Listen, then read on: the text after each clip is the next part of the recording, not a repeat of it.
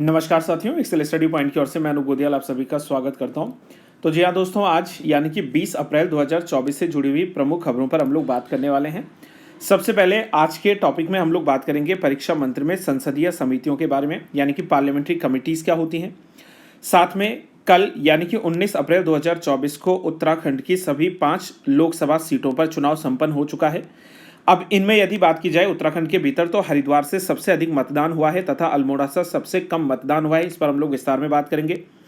कल के क्लास में भी मैंने वीडियो आप लोगों के साथ शेयर की थी, जहां पर भारत और फिलीपींस जो है इनके बीच में ब्रह्मोस मिसाइल के लेन देन को लेकर जो है मैंने बात शेयर की थी आप लोगों तक। और कल यानी कि भारत ने फिलीपींस को जो है ब्रह्मोस मिसाइल सौंप दी है। इसके बारे में हम लोग चर्चा करने वाले हैं।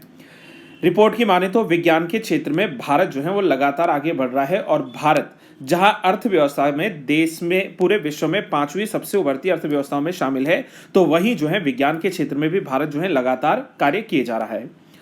भारत में मैन्युफैक्चरिंग और निर्यात को बढ़ाने के लिए नई स्कीम्स लॉन्च की गई हैं। इन पर हम लोग बात करने वाले हैं।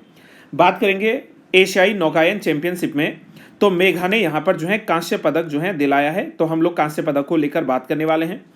वरिष्ठ आईपीएस अधिकारी नलिन प्रभात ये एनएसजी यानी कि जो नेशनल सिक्योरिटी गार्ड है, इसके नए प्रमुख के रूप में प्रमुख के रूप में नियुक्त हुए हैं। तो इन तमाम खबरों पर हम लोग जो है बात करने वाले हैं। सबसे पहले शुरुआत करेंगे हम लोग आज के परीक्षा मंत्र पर, और जिसके तहत मैंने आपसे बताया है कि हम लोग बात करने वाले हैं पार्लियामेंट्री कमिटीज के बारे में। सबसे पहले हम लोग बात करेंगे कि संसदीय जो समितिज होती हैं वो होती क्या है। सबसे पहले बात कर लेते हैं कि वास्तव में एक जो संसदीय समिति होती है, पार्लियामेंट्री कमेटी, उसकी डेफिनेशन क्या है।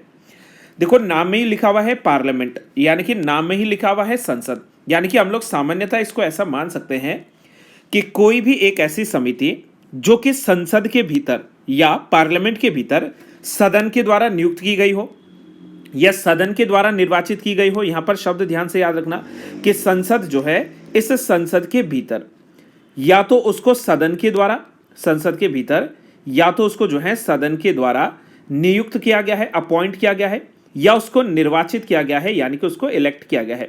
इस आधार पर जो है कोई भी समिति हो सकती है पार्लियामेंट्री कमिटीज।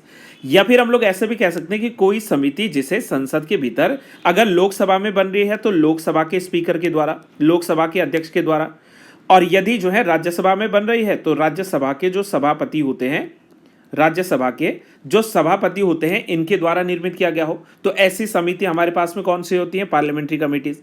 या कोई ऐसी समिति जो लोकसभा के अध्यक्ष या राज्यसभा के सभापति के निर्देश के अनुसार जो है निर्माण होती है, उनके अनुसार कार्य करती हैं। कोई ऐसी समिति जो अपनी रिपोर्ट यानी कि प्रतिवेदन की हम लोग बात कर सकते हैं, वो संसद को सौंपती है। अब संसद के भीतर देखो, लोकसभा में सौंपेगी तो लोकसभा के स्पीकर को सौंपेगी, अगर राज्यसभा के भीतर सौंप रही है तो राज्यसभा के सभापति को जो है सौंप रही है।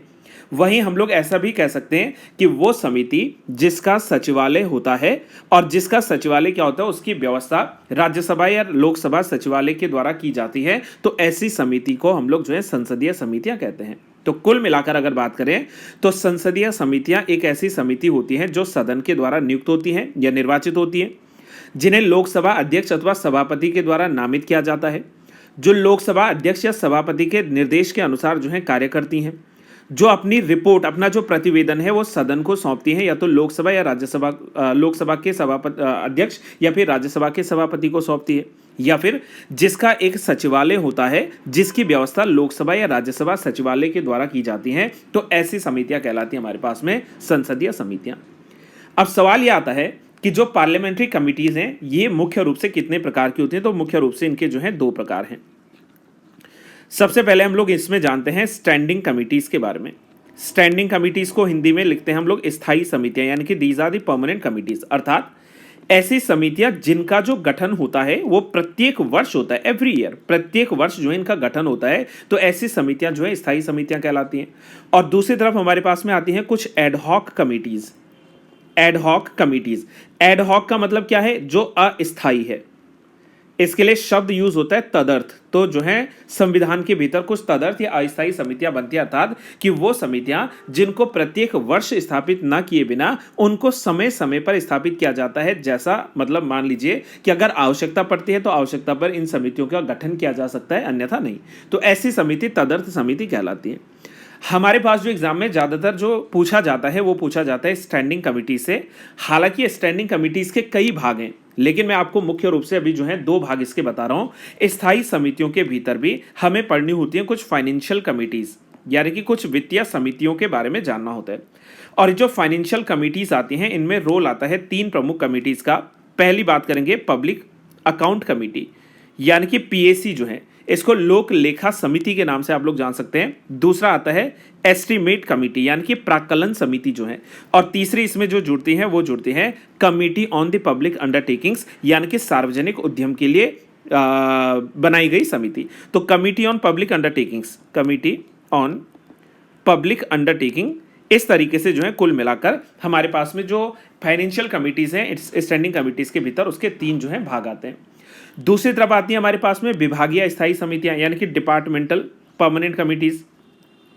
डिपार्टमेंटल जो है स्टैंडिंग कमिटीज या परमानेंट कमिटीज के रूप में जो है दूसरी आती हैं। और आप जानते हैं कि वर्तमान स्वरूप की मैं बात करूं तो वर्तमान में कुल मिलाकर 24 विभागीय समितियों का गठन होता है। आप जानते हो इस बात को कि पहली बार वर्ष 1993 में 17 डिपार्टमेंटल कमिटीज का गठन किया गया था। और जिस समय बजट रखवाया जाता है सेंटर में, तो उस समय जो है ये स्क्रूटनाइज करती हैं ये कमिटी जो है, इनका काम होता है इंक्वायर और चेक करना कि किसी डिपार्टमेंट ने जो डिमांड रखी है, डिमांड फॉर ग्रांट होता है यानी कि अनुदान की मांग, तो क्या वो अनुदान की मांग सही है अथवा नहीं है। तो उसके लिए जो है 1993 में 17 स्टैंडिंग कमिटीज का जो है कंसेप्ट आया था। बाद में वर्ष 2004 में जो है इसमें अमेंडमेंट हुआ और 2004 से लेकर अभी तक की हम लोग बात करें तो अभी हमारे पास में कुल मिलाकर 24 जो है स्थायी समितियां होती हैं।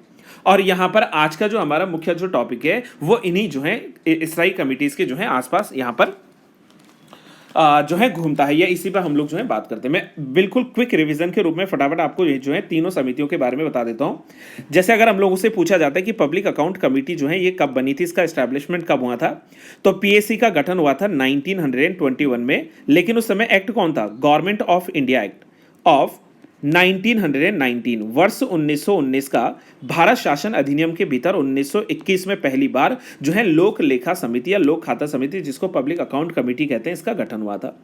इसमें मुख्य क्या होता है कि हमसे सवाल बनता है कि अक्सर पीएसी में टोटल मेंबर्स कितने हैं, यानी कि कुल सदस्य कितने होते हैं। तो इसमें जो है टोटल मेंबर्स हैं 22, और इन 22 सदस्यों को दो भागों में बांट दिया जाए तो 15 जो सदस्य आते हैं वो आते हैं लोकसभा से, और जो इसमें 7 सदस्य जुड़ते हैं वो जुड़ते हैं राज्यसभा से।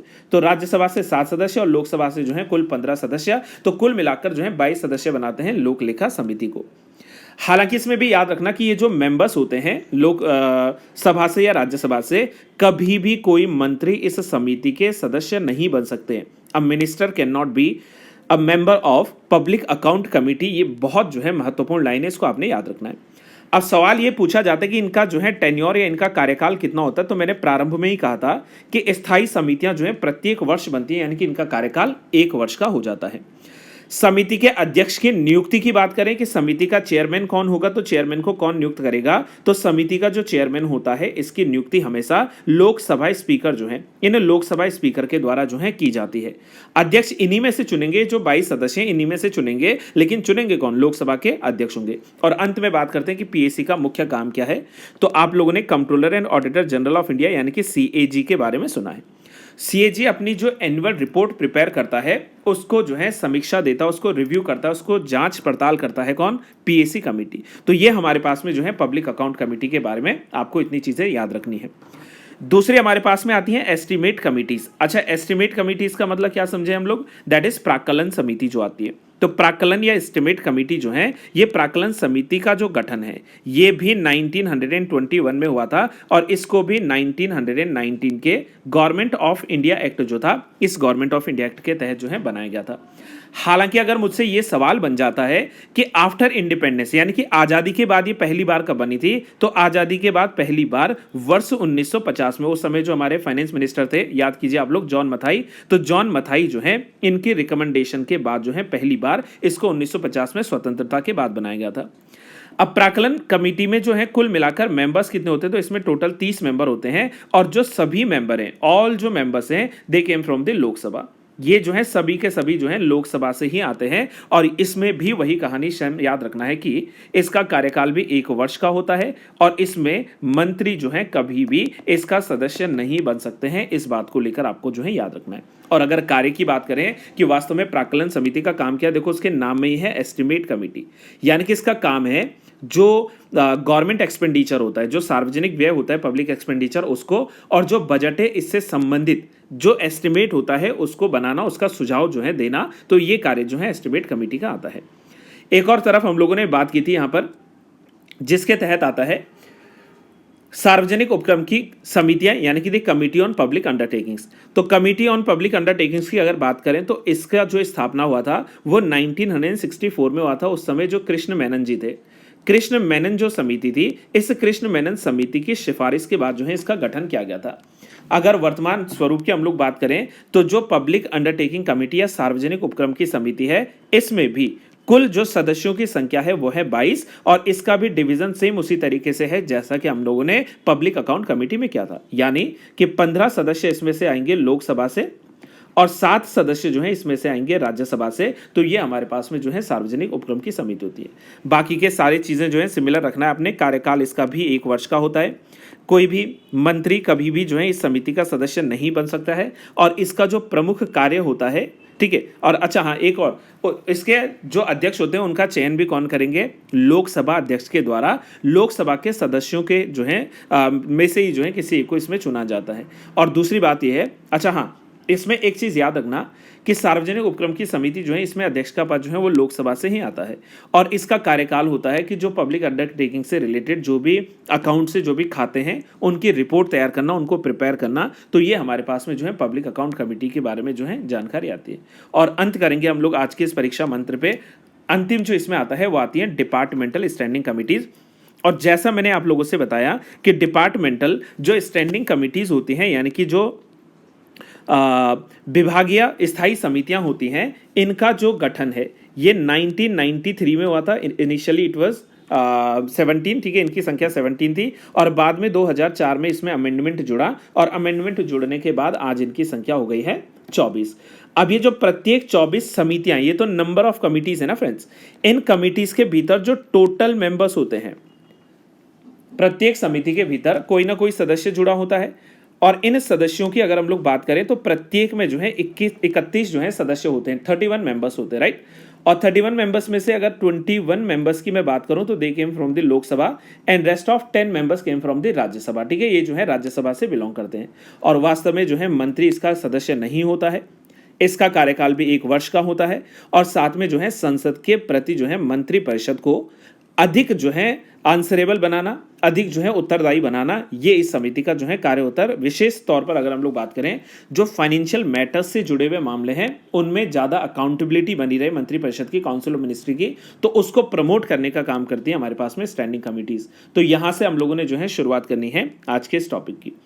अब हम लोग बात कर लेते हैं कल यानी कि 19 अप्रैल 2024 को जो मतदान हुआ है, उस मतदान में अगर मैं उत्तराखंड की स्थिति की बात करूं, आप लोग जानते हैं कि 5 सीटों के लिए जो है यहां पर मतदान हुआ है, जिसमें अगर हम लोग बात करें तो हरिद्वार जो है, इस हरिद्वार से सबसे अधिक मतदाता जो है सक्रिय रहे हैं। और हरिद्वार से जो है कुल मतदान जो हुआ है वो हुआ है 62.36%। हालांकि 2019 में जो है इससे काफ़ी अधिक मतदान हुआ था। 2019 में 69.24% जो है यहाँ पर मतदान हुआ था, लेकिन इस बार जो है मतदान कम हुआ है, जिसके भीतर भी हरिद्वार जो है अभी भी एक्टिव यहाँ पर है। और सबसे कम जो मतदान हुआ है वो हुआ है अल्मोड़ा में। अल्मोड़ा में यदि हम लोग इस समय की बात करें तो पूरे अगर हम लोग राज्यों की लिस्ट को लेकर चलें तो सबसे न्यूनतम जो यहाँ पर मतदान दिया है वो हुआ है अल्मोड़ा में। अब पहले हम लोग बात कर लेते हैं इन 5 सीटों पर कि कहाँ कहाँ पर है। देखो अल्मोड़ा का अगर हम लोग बात करें तो 46.94% जो है इस बार इनका यहाँ पर कुल मतदान रहा है। हालांकि पिछले बार जब 2019 में मतदान हुआ था तो वहाँ पर भी 48.76 के आसपास जो है यहाँ पर मतदान रहा था। अब हम लोग साथ में बात करें तो टिहरी में इस बार का जो कुल मतदान है वो 52.57% रहा है, जो कि 2019 में 58.87% था। गढ़वाल में इस बार कुल मिलाकर 50.84% है, जबकि 2019 में 55.17% था। वहीं नैनीताल में इस बार जो है 61.35% है, जो कि 2019 में 66.39% था। कुल मिलाकर अगर हम लोग इस सिनेरियो को थोड़ा ऑब्जर्व करें तो हमें ये चीज़ ज़रूर नज़र आ रही है कि 2019 के मुकाबले इस बार जो है मतदान कम हुआ है। इस बार जो है लोगों ने मतदान में जो है भूमिका अपनी जो है कम निभाई है, जिस बात को लेकर जो है यहाँ पर लगातार जो है चर्चा बनी रहती है। और हमारे जो प्रश्न बनते हैं वो यही बनते हैं कि इस बार का जो 18वीं लोकसभा के लिए जो चुनाव हुआ था उसमें सर्वाधिक मतदान कहाँ से हुआ है और न्यूनतम मतदान जो है वो कहाँ से हुआ है। तो इन चीज़ों को लेकर जो है आप लोग यहाँ पर प्रश्नों को देख सकते हैं। अगर हम लोग इसके बाद बात करें तो अभी जो है 2024 के लिए जो आम चुनाव हो रहे हैं उसमें सिर्फ पहले फेज का चुनाव हुआ है और इसमें 21 राज्यों से लगभग जो है 102 कॉन्स्टिट्यूएंसीज जो है यहां पर जो है चुनाव हुआ है। इसके बाद जो दूसरा भाग का फेज 2 का जो चुनाव है वो जो है 26 अप्रैल को होने वाला है, जहां पर 13 राज्यों से जो है लगभग जो 89 कॉन्स्टिट्यूएंसीज है वहां पर जो है चुनाव होने वाला है। इसमें जो है स्टेट और यूनियन टेरिटरीज जो है दोनों शामिल रहेंगी। फिर इसके बाद जो है 7 मई 2024 को लगभग 94 कॉन्स्टिट्यूएंसीज पर जो है 12 स्टेट्स में चुनाव होने वाला है। फिर 13 मई 2024 को जो है यहाँ पर भी 96 कॉन्स्टिट्यूएंसीज पर 10 राज्यों में चुनाव होगा। फिर जो है 20 मई 2024 को 5वें फेज का चुनाव जो है ये होगा, कॉन्स्टिट्यूएंसी शामिल होंगी 49 और इसमें 8 स्टेट शामिल होंगे। फेज 6 की बात करें तो इसमें जो है 25 मई 2024 को चुनाव होगा, जिसमें 57 कॉन्स्टिट्यूएंसी से 7 अलग अलग राज्यों में जो है चुनाव होंगे। साथ में यहाँ पर बात करेंगे फेज 7 की जो अंतिम चरण रहेगा ये 1 जून 2024 को होगा और इसमें 8 राज्यों से जो है लगभग 57 कॉन्स्टिट्यूएंसीज के लिए चुनाव होगा। और लास्ट में जो काउंटिंग होगी उसके बाद जो है 4 जून को जो है इसके मतगणना जो होगी वो संपन्न कराई जाएगी। तो ये हमारे पास इस साल के वर्ष 2024 के जनरल इलेक्शन का जो है पूरा जो है शेड्यूल है। अब जैसा कि मैंने कल वाली वीडियो में भी आप लोगों से बात साझा की थी, जहां पर भारत ने फिलीपींस को ब्रह्मोस मिसाइल जो है सौंप दिए। देखो मैंने लास्ट टाइम भी कहा था कि ब्रह्मोस जो मिसाइल है ये भारत का एक जो है ब्रह्मास्त्र मिसाइल के रूप में जो है जानी जाती है। आप जानते हो कि ब्रह्मोस जो है ये रूस के सहायता के साथ जो है भारत के द्वारा निर्मित की गई थी और ब्रह्मोस जो है सुपरसोनिक क्रूज मिसाइल ये जो है डीआरडीओ और रूस के जो एनपीओ मशीनोस्ट्रोयेनिया है इसके द्वारा जो है सम्मिलित रूप से इसका जो है निर्माण किया गया है। और अगर हम लोग बात करें तो वर्ल्ड के सबसे बेस्ट अगर हम लोग जो है स्ट्रक्चर की बात करें डिफेंस के भीतर तो उसमें नाम आता है किसका, ब्रह्मोस का। अब मैंने पिछली क्लास में आप लोगों को जो है 2 नदियों के बारे में बताया था कि ब्रह्मोस जो मिसाइल का नाम ब्रह्मोस पड़ा है वो किन नदियों के आधार पर पड़ा है। तो आपके लिए ये क्वेश्चन में जो है छोड़ रहा हूं, आप कमेंट बॉक्स में उसका आंसर जरूर कीजिए कि कौन सी 2 नदियों के नाम से जो है जुड़कर ब्रह्मोस मिसाइल को ब्रह्मोस के नाम से जाना गया है। भारत ने एक समझौते के चलते फिलीपींस को ब्रह्मोस सुपरसोनिक क्रूज मिसाइल का पहला सेट जो है दे दिया है। भारतीय वायुसेना के C-17 ग्लोब मास्टर विमान ने भारतीय क्रूज मिसाइलों को जो है फिलीपींस की ओर जो है रवाना किया है, वहां पर पहुंचा दिया है। भारत और फिलीपींस के बीच ये जो डिफेंस के ऊपर एक समझौता हुआ है, जो मसौदा हुआ है, ये कुल मिलाकर 37 करोड़ 50 लाख डॉलर का हुआ है। और दक्षिण चीन सागर में चीन ने अपनी सीमाओं की रक्षा के लिए जो है फिलीपींस, चीन से जो है बचने के लिए ना फिलीपींस जो है इसने जो है ये कार्य यहाँ पर किया है।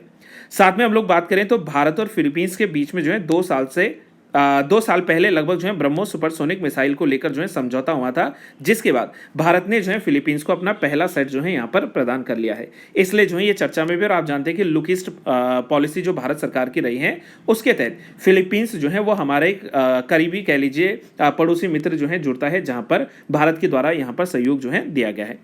एक और खबर की ओर आगे बढ़ते हुए हम लोग बात करें तो हाल ही में जो प्रतिष्ठित साइंस जर्नल है जिसका नाम है नेचर, इसने जो है रिपोर्ट में यह बताया है कि दुनिया की 5वीं सबसे बड़ी अर्थव्यवस्था भारत जो है वो अब लगातार विज्ञान के क्षेत्र में भी जो है लगातार कार्यरत है और अपना जो है लोहा मनवा रहा है पूरे विश्व भर की। अगर हम लोग बात करें तो भारत जो है लगातार, इससे पहले भी आप लोग देख लीजिए कि वर्ष 2021-22 में जो सरकारी रिपोर्ट आई थी उसमें भारत में जो विश्व की तीसरी सबसे बड़ी फार्मा इंडस्ट्री थी वो भारत से ही थी। ठीक है, आप लोग इस बात को जानते हैं। दवाओं के सप्लायर के रूप में जो है भारत लगातार जो है कार्य कर रहा है। एक्सक्यूज मी गाइस, एक इंपॉर्टेंट कॉल आ रहा है, मुझे अटेंड करना पड़ेगा। हेलो, हाँ आप आ जाइए, मैं थोड़ा क्लास में हूँ, मैं बस निकल रहा हूँ। आप मेन ऑफिस में आ जाओ। हाँ जी। सॉरी फ्रेंड्स, ठीक है, इंपॉर्टेंट था, लगातार कॉल आए जा रहा था, इसलिए मुझे जो है पिक करना पड़ा।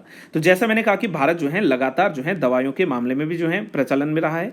2014 से 2021 की अवधि में विश्वविद्यालय भारत में जो है 60 से बढ़कर अब जो है लगभग 1113 हो गया है। ठीक है, साथ में हम लोग बात करें तो भारत के द्वारा इसी अवधि के दौरान 2 नए जो है Indian institute of science education and research भी जो है यहाँ पर इस्टेब्लिश किए गए हैं, इनके लिए भी ये जो है चर्चा में रहते हैं। साथ में हम लोग बात करते हैं कि ये जो तमाम सफलताएं मिली हैं, इनमें भारत ने जो है सिर्फ और सिर्फ अपनी जीडीपी का मात्र 0.64% जो है व्यय करते हुए इसको जो है मुकाम को जो है हासिल किया है।